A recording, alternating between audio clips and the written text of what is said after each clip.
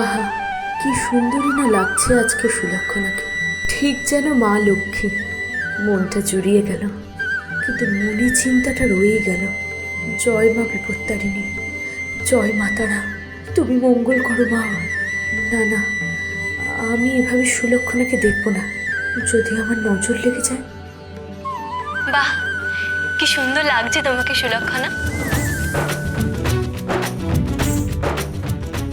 মা বলে বাড়িয়ে বলবো না, আমার মেয়ে রূপে ও গুণে সুলক্ষণা।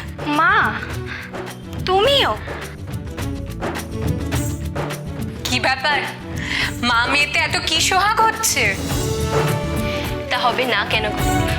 কালই তো সুলক্ষণা আমাদের পর করে দিয়ে চলে যাবে। বলো, আমাদের সুলক্ষণা যে ঘরে যাবে সে ঘর আলো করে থাকবে। তাই যেন হয় অন্নদা, তুমি ওকে প্রাণ ভরে আশীর্বাদ করো। তাই তো করছি ফুল দিদি। আচ্ছা, আমি এটা সুলক্ষণার জন্য নিয়ে এসেছি। এই দেখো না,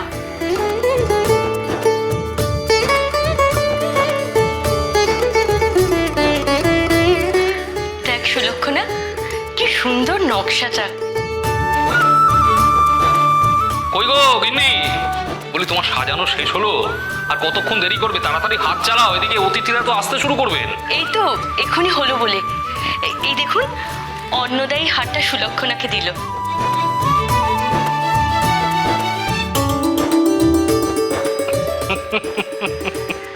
হাতটা নেহাতি মামুলি,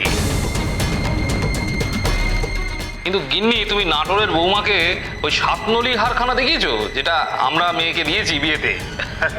ওইখানা দেখলে বুঝতে পারবে কলকাতার ভাসুর ঠাকুরটির চাল কত বড়। সে লোক নয় গো। তা আমরা এখানে এসেই বুঝেছি ভাসুর ঠাকুর, আপনার ঠাট বাট বলে বোঝাতে হবে না। কি বলছেন আপনি? ওরা যে আমাদের কুটুম। ছাড়ো দিদি, ভাসুর ঠাকুর একটু লোককে নিজের প্রতিপত্তি দেখাতে ভালোবাসে, তা আমরা খুব ভালো করেই জানি। তবে নাটোরের রাজ পরিবারের আলাদা একটা আভিজাত্য আছে। বুঝলে বৌমা, ওই হারখানা বানাতে নগদ 1000 টাকা খরচা হয়েছে। বাবা, আপনি আমাকে বিয়েতে যতই সাতনলি হার দিন, ফুল কাকিমার দেওয়া হারটাই আমার বেশি পছন্দ হয়েছে। সুলক্ষণা,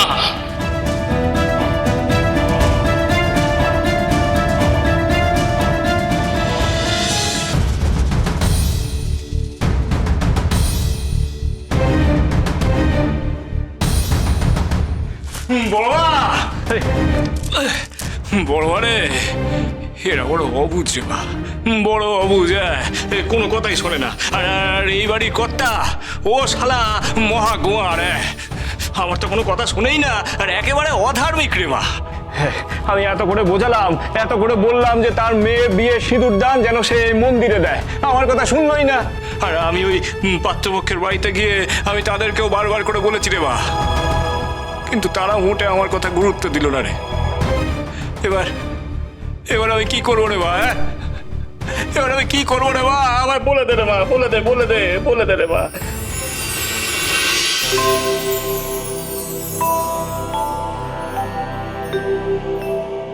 বাবা,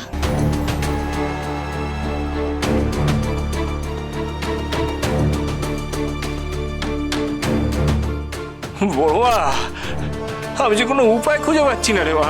উপায় তোকেই বের করতে হবে রে বাবা, এখনো হাতে সময় আছে।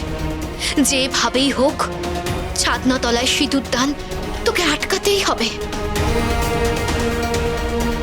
সুলক্ষণা এবং ওর স্বামীকে নিয়ে এই মন্দিরে আসতেই হবে তোকে। মনে রাখিস মামা, হাতে মাত্র কয়েক প্রহর সময় আছে। এই মন্দিরে সুলক্ষণার সিঁদুরদান না হলে আজ রাতেই কিন্তু সুলক্ষণার জীবনে চরম বিপর্যয় নেমে আসবে। মা,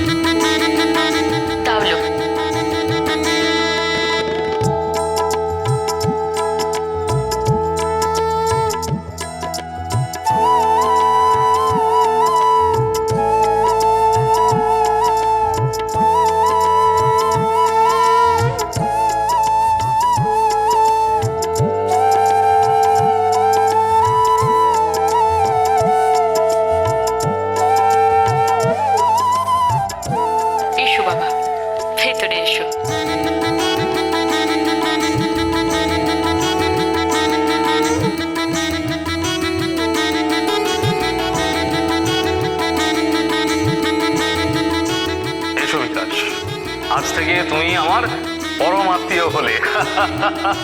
এসো ভাইয়া, এসো এসো। দাঁড়াও অমরেন্দ্র, কি ব্যাপার বিকাশ?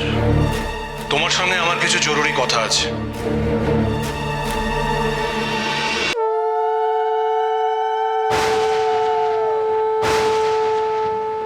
মামা, ওই মনে হয় বরযাত্রীরা চলে এসেছে, একটু পরেই তো অনুষ্ঠান শুরু হয়ে যাবে। আমারও যে বড় চিন্তা হচ্ছে অন্নদা দিদি, কি জানি কি হবে সেখানে। বামদেব ঠাকুর, পাত্রপক্ষ চলে এসেছে, এবার তো বিয়ে শুরু হবে। সে হোক না গো মা, তুমি শুধু দেখো যে ওই সিঁদুর দান যেন ছাদ না তলাতে না হয়। কি বললে? তোমার বাড়ি গিয়েছিল বামদেব? এত বড় স্পর্ধা তার, সে আমার বাড়ির ব্যাপারে নাক গলায়। আর বলো না ভাই, সে কেলেঙ্কারি কাণ্ড। সুরবালা তো সব শুনে খুব ভয় পেয়ে গিয়েছে। ছি ছি ছি ছি, কি বিশ্রী কাণ্ড ঘটে গেল। ছি, তুমি এসো আমার সঙ্গে বিকাশ, আমি দেখছি কি করা যায়। আমি আজের একটা বিহিত করবই করব। এসো আমার সঙ্গে। কিন্তু কি করে সকলকে রাজি করাবো, সেটাই তো ভাবছি ঠাকুর। মহামায়া, মহামায়া,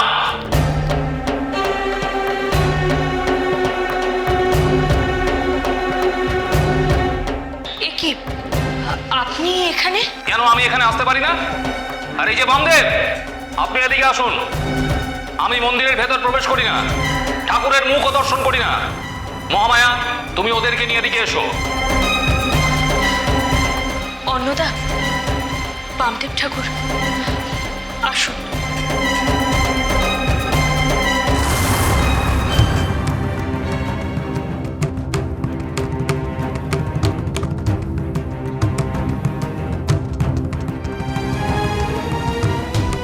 আপনার এত বড় সাহস, আপনি আজ আমার মেয়ের শ্বশুর বাড়ি অব্দি ধাওয়া করেছেন? না মানে, মামা তো একা যায়। আমি বামদেবের সঙ্গে কথা বলছি। হ্যাঁ কর্তামশাই, আমি গিয়েছিলাম ওনাদের বাড়িতে, আর আমি গিয়েছিলাম আপনাদের ভালো করার জন্য, যাতে সুলক্ষণা মায়ের বিবাহে কোনো রকম বাধা না আসে। থামুন আপনি, আপনার বাজে কথা শোনার সময় আমার নেই। কে বলে নেই? হ্যাঁ, সময় এখনো আছে কর্তামশাই। আপনারা দুজনেই যখন এখানে উপস্থিত আছেন, তাহলে খুব ভালো হয়েছে গো।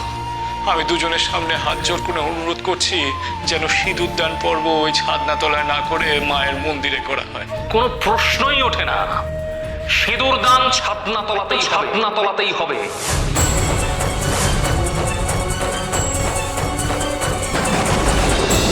মহা